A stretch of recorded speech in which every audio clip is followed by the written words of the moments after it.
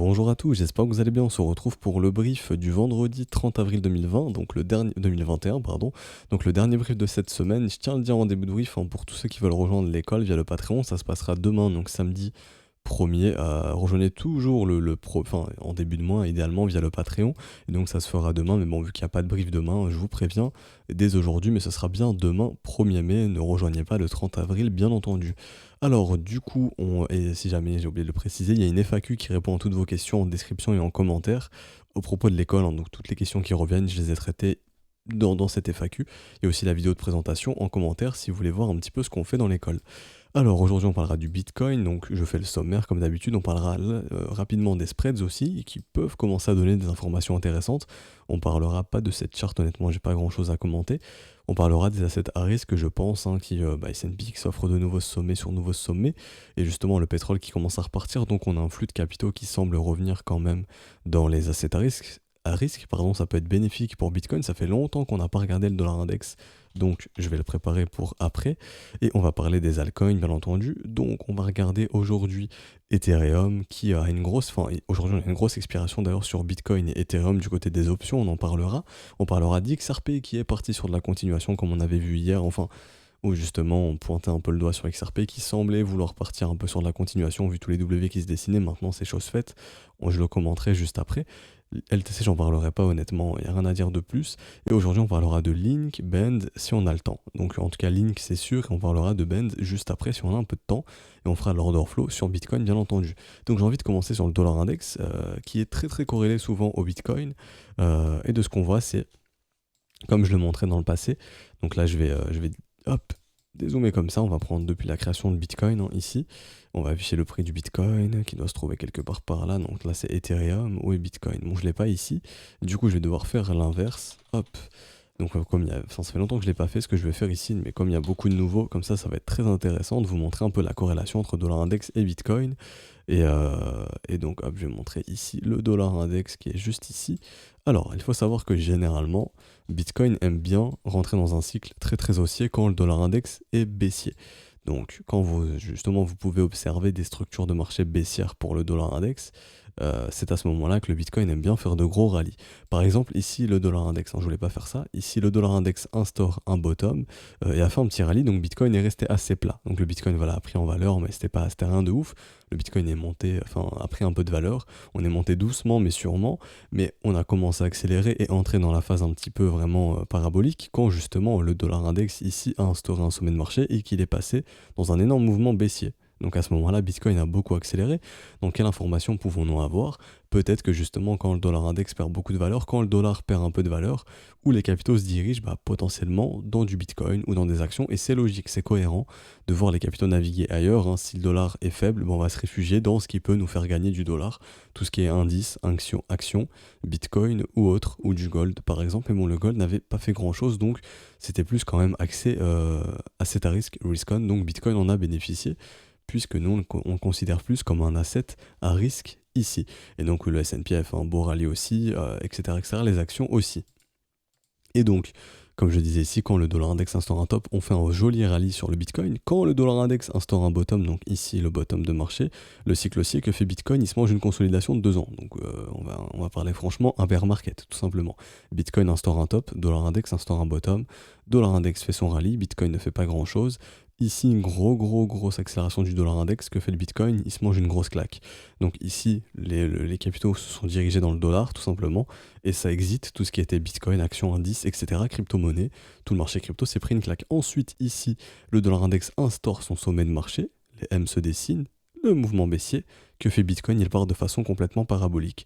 Donc, quelle information avons-nous eu ici? On a eu l'information, encore une fois, que quand le dollar index perd de la valeur, que le dollar justement devient faible contre les autres monnaies, parce que le dollar index c'est le dollar évalué contre les autres monnaies, hein, et bien simplement on voit que les capitaux se réfugient dans tout ce qui est indice, actions, etc.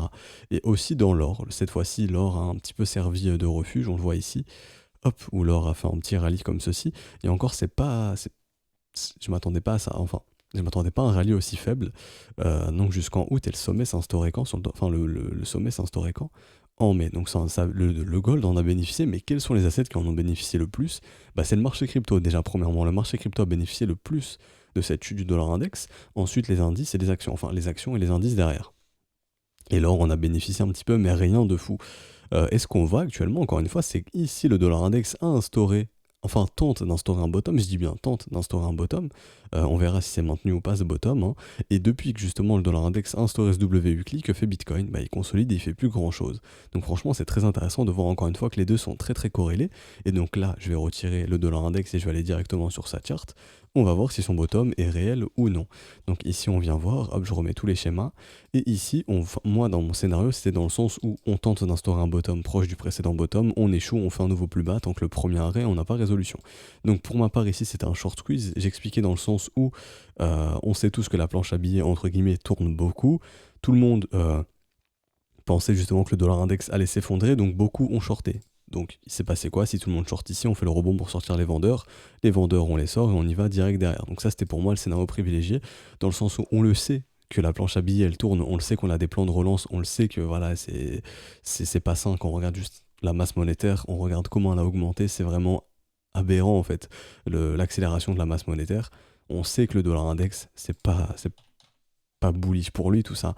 Donc quand on a le fondamental qui est présent, que tout le monde est au courant et que tout le monde short, qu'est-ce qui se passe? Bah, c'est à ce moment-là, justement, que les W weekly se forment et qui ont fait le petit rallye, enfin le petit mouvement qui sort les vendeurs, et qu'ensuite, une fois que les vendeurs sont liquidés, on retourne faire le plus bas, potentiellement. C'est ce qui m'intéressait de voir, et c'est pour ça que j'avais matérialisé ici cette courbe où je m'attendais, enfin, j'ai pas envie de dire que je m'attendais, j'ai pas de boule de cristal, honnêtement, j'en ai rien à foutre, juste à ce scénario de dead cat bounce, parce qu'en fait je vois pas Bitcoin top maintenant, donc c'est pour ça que je vois pas le dollar index instaurer un bottom maintenant. Pour moi, vraiment, je pense qu'on aura une accélération baissière du dollar index, donc là je vais changer, je vais prendre l'indice avec beaucoup plus d'historique qui est ici, et je vais passer en mensuel, et pour moi le dollar index clairement est baissier sur le long terme, ça y a aucun problème là-dessus. On voit que le dollar index est clairement très baissier, il est dans une tendance baissière quand même qui dure depuis très très très très longtemps maintenant, on le voit, hein, sommet, creux, sommet descendant, sommet descendant. L'objectif, c'est quand même de venir chercher un creux descendant. Et donc, si cette grosse structure ici en M-top s'instaure, ici vous voyez, hein, si on vient casser ce niveau, si ce M s'instaure, on aura le signal vraiment que le dollar index risque d'être baissier pour les prochains mois, même potentiellement prochaines années. Et la dernière fois qu'on a eu vraiment un dollar index baissier, c'était ici dans les débuts années 2000, ok, donc 2002. Et donc jusqu'en 2008, jusqu'à ce qu'on trouve le bottom. Bitcoin n'existait pas à ce moment-là, donc j'ai envie de voir si on a un dollar index qui fait la même chose qu'il avait fait ici, s'il le fait ici et qu'on a bel et bien un énorme mouvement baissier. On sait que Bitcoin est friand justement d'un dollar index baissier pour énormément progresser. Ce qui m'intéresse de voir, c'est si on a exactement la même chose. Et justement, ce qui est très intéressant, donc là, je vais aller sur Glassnode. Donc là, vraiment, je pars un peu dans tous les sens, mais c'est très intéressant tout ça. Je vais sur Glassnode, je vais sur Bitcoin, on va regarder un peu justement la demande institutionnelle, hein, donc Grayscale Flows. Ici, on regarde pendant que le dollar index justement était en train de se péter la gueule, tout simplement. Donc ici, qu'ont fait les institutions ont fait quoi? Tout simplement, elles sont entrées beaucoup dans Bitcoin, on le voit ici, il y a eu beaucoup d'achats de Grayscale. Donc on peut se dire que les instituts peuvent se hedger, donc simplement se débarrasser un peu de leur dollar pour récupérer tout ce qui est crypto-monnaie, actions, indices, parce que les indices sont bullish, le Bitcoin, enfin les cryptos sont bullish, les actions sont bullish, Apple est bullish, etc. Donc voilà, les gros sont bullish. Quand on regarde un peu aussi la charte ici, c'est ma charte est ici.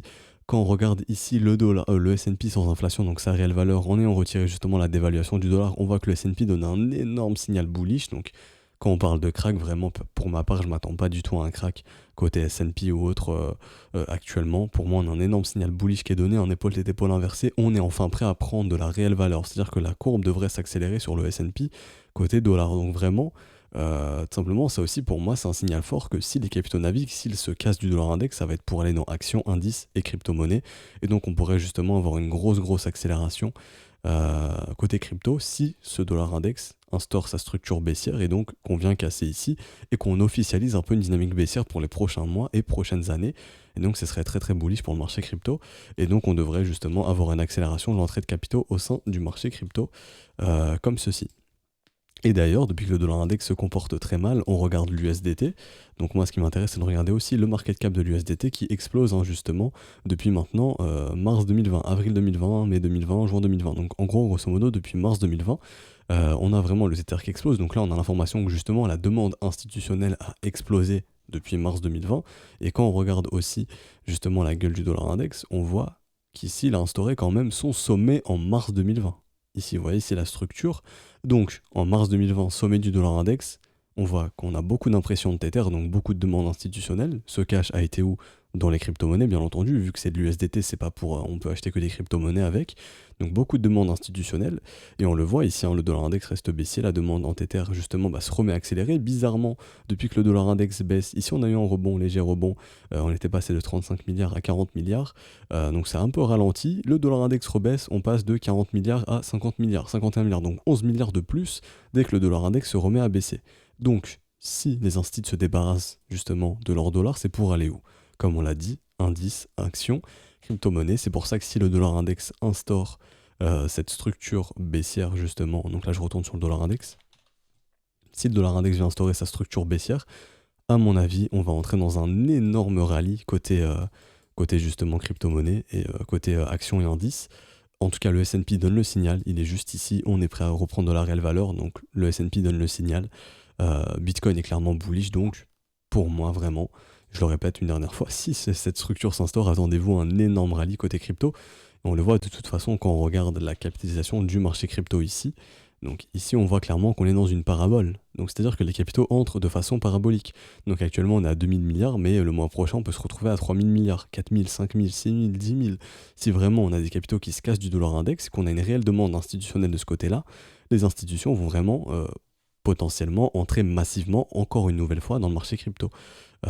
Et donc tout ce cash pourrait se déverser où? Dans Alt et Bitcoin, ce qui pourrait vraiment créer d'énormes rallyes, bien entendu. Et ici on va tracer simplement le mouvement parabolique et ensuite j'aurais fini sur cette petite parenthèse que je devais pas faire, mais bon au final je la trouve très intéressante, comme ceci. Donc là on est clairement dans un mouvement qui est complètement parabolique sur l'entrée des capitaux au sein du marché crypto. Donc hop, on est clairement en train d'accélérer. Donc tant qu'on justement on maintient cette dynamique de parabole, tout simplement, on s'attendra à vraiment une grosse accélération des capitaux. Et comme on le voit, le dollar index, il se mange un petit peu une claque, quoi. Et bizarrement, ici c'est encore corrélé, hein. C'est-à-dire que hop, le dollar index, bon ici on a un léger mouvement baissier, mais hop, le dollar index semble aller mal, le marché crypto reprend de la couleur. Et si on vient casser le bottom, je pense que voilà, on pourrait réaccélérer sur le marché crypto globalement. Donc c'est pour ça qu'on va vraiment se mettre à surveiller le dollar index, voir un petit peu où est-ce qu'il en est. Et d'ailleurs, je vais aller en daily sur le dollar index et ensuite j'en parlerai plus. Donc ici, hop, je vais en daily, je regarde un peu la gueule du momentum. Hop, on a récupéré un momentum baissier à partir d'ici, donc le sommet s'instaure, perte de momentum, consolidation, et maintenant ce qui m'intéresse, c'est de voir si on a des signes de bottom à l'approche des zones de rechargement ou autres, pour voir si on pourrait justement faire de nombreux W, et au scénario un petit peu contraire, où si on est réellement en train d'instaurer un énorme bottom ici sur le dollar index, et à ce moment-là, on verra ce qui se passe sur le marché crypto ou autre, mais de ce que je vois actuellement, franchement, en tout cas en daily, je vois pas pour le moment de signe de bottom ici. On verra dans les prochains jours et prochaines semaines, ça va vraiment être très intéressant de surveiller tout ça. Enfin bref, j'ai fini cette grosse update, je devais pas en parler, mais bon, toujours très intéressant. Donc ici, toujours dans la zone de combat, on attendra résolution. On s'en fout, je passe directement en 1h, 4h. Alors en 1h, on avait vu qu'on avait un momentum qui était toujours dans les mains des bears ici, donc on a poursuivi la consolidation. On est venu tester le premier arrêt, pas de résolution baissière, donc on poursuit à la hausse derrière, hein. L'objectif c'est de faire de la continuation tant que le premier arrêt ne cède pas, donc d'essayer de venir déborder les 56 400 $. On regarde le momentum, le W s'est dessiné, donc si résolution de ce W, reprise du momentum ici en 1h, des bulls, donc potentiellement tentative de résolution du premier arrêt, donc celui-ci ici. On va tenter de casser ce premier arrêt pour annihiler le scénario, dead cat bounce, donc le faux rebond. Si on s'affranchit réellement du premier arrêt ici, on sortira de ce scénario dead cat bounce. Donc pour l'instant, momentum dans les mains des bulls en 1h, tant que ça reste ainsi, on va s'attendre justement à revenir tester les résistances et essayer de s'affranchir de la trendline juste ici, de la casser pour essayer de dessiner de la structure de l'autre côté qui justement confirmera un momentum bullish de retour. Maintenant en 4 heures, on est toujours sous l'effet de cette perte de momentum, donc ce qu'on aimerait voir en 4 heures, c'est le retour d'un momentum haussier, et de même cassure de trendline et résolution d'une structure de l'autre côté justement pour reprendre un momentum bullish. Donc pour l'instant, il n'y a rien de plus à dire honnêtement d'un point de vue technique, à part que pour l'instant, bah, en 1 heure, on a récupéré un momentum bullish, hein. Donc on va probablement revenir proche des résistances pour essayer de s'en affranchir ou essayer de s'affranchir de la trendline. À noter aussi qu'on a une grosse expiration côté option. Je vais regarder ça du côté de Bitcoin. Donc déjà, d'Ether, on est sur un intérêt quand même de 317 000 Ethereum, ça fait beaucoup en millions de dollars. Et quand on regarde ici en Bitcoin, on est à combien? On est à 66 700 Bitcoin, donc c'est aussi énorme ici. J'ai pas la valeur en dollars, mais ça fait proche de 3-4 milliards, je dirais. Donc ouais, 3-4 milliards ici. Donc bon, bah à surveiller aussi, bien entendu. Et donc le max pain price qui est autour des 54 000 dollars. Donc si on veut faire perdre un maximum de personnes, faut clôturer proche des 54 000 dollars pour aujourd'hui. Et il me semble que l'expiration est actuelle, hein. Il me semble qu'on est en train de l'avoir, l'expiration potentiellement. Il me semble que c'est vers 10 h du matin, si je dis pas de bêtises. Donc là, actuellement, elle est 9 h 48. Donc ça devrait arriver incessamment sous peu. Donc voilà, le max pain price ici à 54 000. Et sur Ether, on se focusait plus justement sur les 2880 dollars, le gros niveau d'intérêt côté calls. Et on en est tout proche, on a 2775. Donc il devrait tout faire pour se rapprocher de ce niveau des 2880 dollars. Et donc on va se diriger vers les prochaines grosses expirations qui devraient être en juin. Et on va voir où sont les gros niveaux d'intérêt. Donc sur Ethereum, c'est dans les 4400 et les 3200 dollars. Donc tout simplement, on pourrait se diriger entre 3200 et 4480 pour l'expiration du mois prochain. Donc dans un mois, avoir un Ether entre 3002 et 4480. Et donc du côté de Bitcoin, ça donne quoi ici? On va aller en juin. On va regarder. Alors déjà, du côté de Bitcoin, le sentiment est bearish côté option pour juin 2021. C'est bon signe. Lorsque le sentiment est bearish, justement, on va chercher les niveaux de calls. Et donc, on a le plus gros niveau d'intérêt à l'heure actuelle, il est où? Il est à 100 000 dollars. Donc, ça ne veut pas dire qu'on sera à 100 000 dollars le mois prochain, bien entendu. Et un autre gros niveau d'intérêt est ici. Donc là, on a 1946, 1900 ici, 60 000 dollars. Donc, grosso modo, peut-être rester dans les eaux actuelles. Et on sera encore dans de la consolidation pour. Ah non, non, si c'est bien ça. Non, je suis bête. On est en avril, je me croyais déjà en mai. Dans 2 mois, du coup. Donc, un peu plus loin. Et donc. Et donc oui, dans 2 mois, peut-être rester dans ces eaux-là, ou peut-être dans 2 mois se diriger vers 100 000, et donc pour Ethereum, vous reprenez les mêmes chiffres, mais plutôt dans 2 mois, je me croyais déjà en mai n'importe quoi. Alors, pour les options c'est fini, donc là, léger update d'order flow, donc hier, enfin aujourd'hui du coup, enfin oui hier, mais bon c'était après le brief, je vais passer en 1 heure juste ici, on regarde un petit peu l'intérêt, on prend ici l'intérêt, ici on peut voir que l'intérêt a augmenté, le prix a diminué, le funding a augmenté, donc on a eu un petit peu de l'achat buy the dip côté order flow, donc un petit peu de liquidité s'accumule un petit peu au sud. Alors, il y a 2 possibilités, soit le marché va aller la chercher, ok, ou alors le marché ne va pas la chercher et on a l'information que si le marché va pas chercher cette liquidité, c'est qu'il y en a un paquet bien plus haut.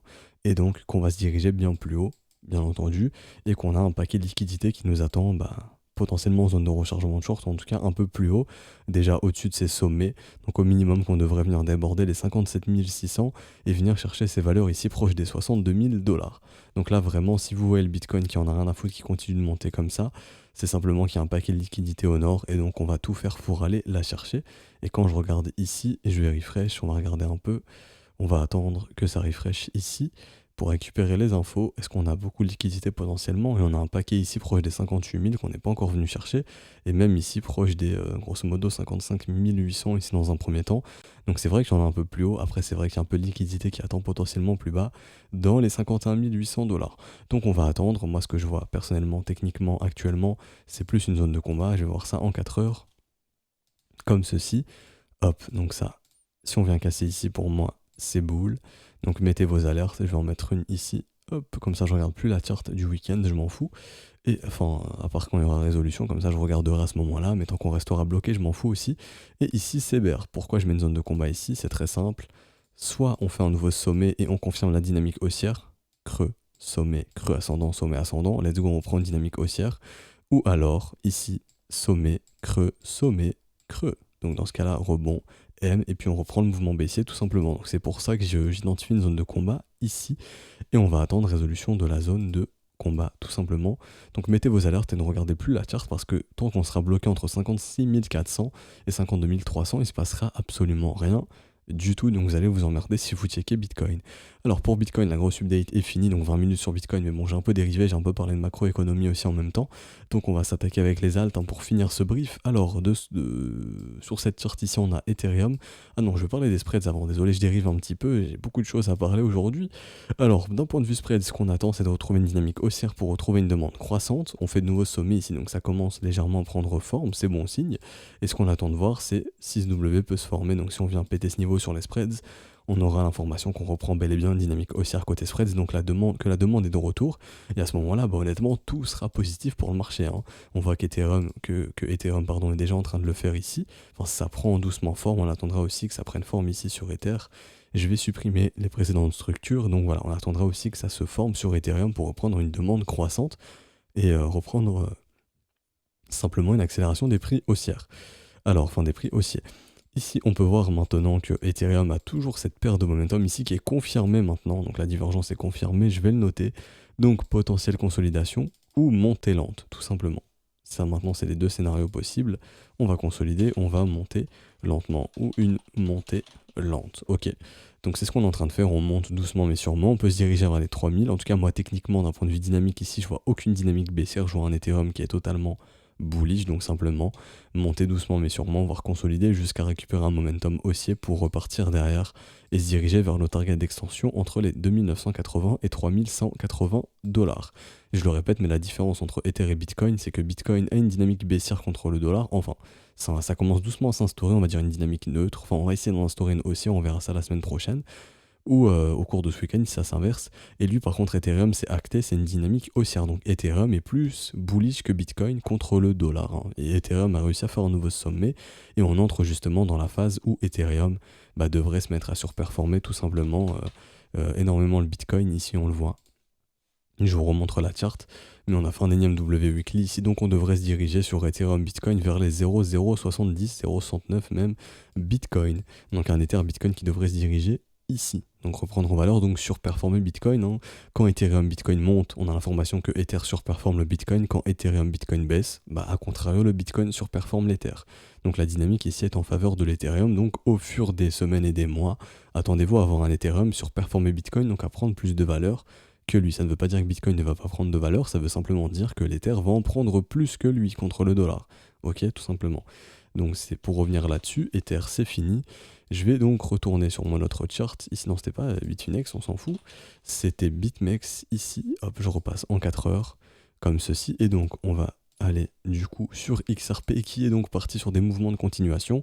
Ça a pris forme, donc on va voir le setup de continuation qui s'est déclenché si on est venu. Ah, dommage, on n'est pas venu à 0,33 ici.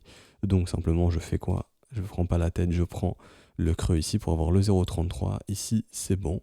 Et on regarde ici où est-ce que ça pourrait nous ramener. Je vais étendre ici, on va modifier la valeur, on va mettre à 335, comme ceci. Et donc on a un break-even ici. Et l'objectif serait dans les 1,80 $. On est venu chercher la zone de rechargement de short. Les vendeurs vont essayer de se remontrer ici, pardon, ici tout simplement. Et les bulls ont repris le momentum depuis cet énorme W.